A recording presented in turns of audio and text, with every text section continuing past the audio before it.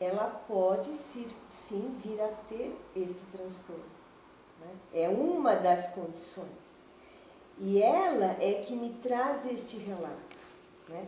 Muitas vezes, como eu te falei, essa crise pode durar de 10 a 15 minutos, como 40 a 45. Então, assim, ela pode acontecer tanto com esse tempo máximo, né? Como ela pode aparecer com menos tempo, mas ela aparece.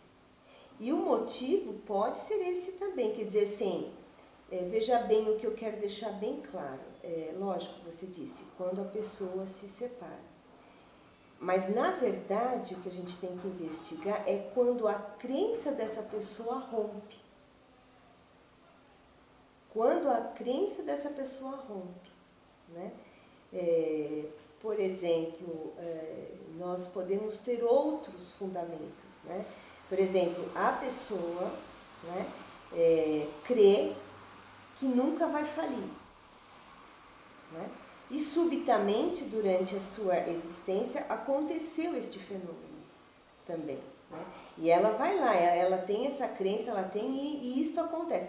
Quando cai a ficha, ela pode ter esse transtorno também, né? Porque o que rompeu não foi a falência, mas é a crença de que a família dela toda, que a gente tem N, não vou colocar nomes, mas nós temos N famílias tradicionais aqui no estado de São Paulo, ABC, né? Que isso aconteceu. Então, na verdade, é a crença que foi instaurada. E é isso que a gente tem que olhar, porque, por exemplo, quando você me diz, quando uma pessoa se separa, por exemplo, né? A vida inteira ela ouviu dos familiares, casamento é para sempre, casar é uma vez só, é comercial até morrer. Então, quer dizer, a pessoa já vive essa condição intensamente, repetidamente, ela está sendo assim, condicionada a acreditar nisso, né? E aí, o processo terapêutico é fundamental justamente para ela reorganizar isso, reestruturar isso daí, que é possível, né? Graças a Deus. Danuta, existe diferença entre transtorno de ansiedade generalizado e síndrome do pânico? Então, na verdade, quanto ao conceito, não há diferença. Só que pela Organização Mundial da Saúde, faz 2 décadas que esse termo mudou. Então, realmente, antes era chamado síndrome do pânico, porque quando ele começou a ser estudado lá no século XVII, ele foi considerado como pânico, terror do pânico. Aí depois virou síndrome do pânico, né? E agora nós nomeamos como transtorno de ansiedade assim, generalizada. Agora eu acho interessante só colocar isso, porque assim, por que pânico? Por que pânico, né? Porque essa palavra, ela vem da própria mitologia grega, né? O pânico é igual a Pan, e o Pan foi um deus grego chamado Pan. E quem foi Pan? O Pan foi filho de 2 deuses, e quando ele nasceu, o Pan, ele nasceu metade gente, metade animal.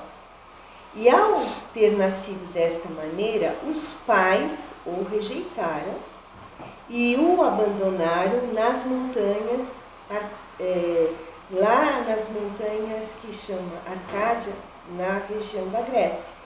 E ele assustava as pessoas, ele delimitava esse território como sendo dele, né? E ele assustava as pessoas. E um fato muito interessante é que a maioria das pessoas que eu atendo, elas têm, dentro da sua história vivida, um dos fundamentos que sustentam esse transtorno de ansiedade é a rejeição. Então, talvez por isso que a síndrome do pânico é tão ainda colocada entre as pessoas, entendeu? Porque não tem sentimento pior que a rejeição. É por isso. Danuta, em seus atendimentos psicoterápicos, cujo motivo é o transtorno de ansiedade generalizada, quais são as características que mais se evidenciam no modo de ser dessas pessoas que sofrem desses transtornos? Então, Silvia, eu posso afirmar diante das pessoas que eu atendo e pelo tempo que eu trabalho com isso, mas essas pessoas revelam no seu modo de ser no mundo ser controladoras, né, rígidas, pegam ao pé da letra, né, o que o outro fala, extremamente sensíveis porque elas capturam a intencionalidade do outro e por isso que elas sofrem muito, né? Precisam ser reconhecidas o tempo todo, têm uma baixa autoestima, né? São pessoas muito exigentes consigo e com o outro e principalmente na relação afetiva elas costumam perceber o outro como sua propriedade e não como o seu parceiro, sua parceira, né? Então, assim, são pessoas tão rígidas que qualquer ventania que apareça na vida, tudo aquilo que sai fora do lugar, trinca.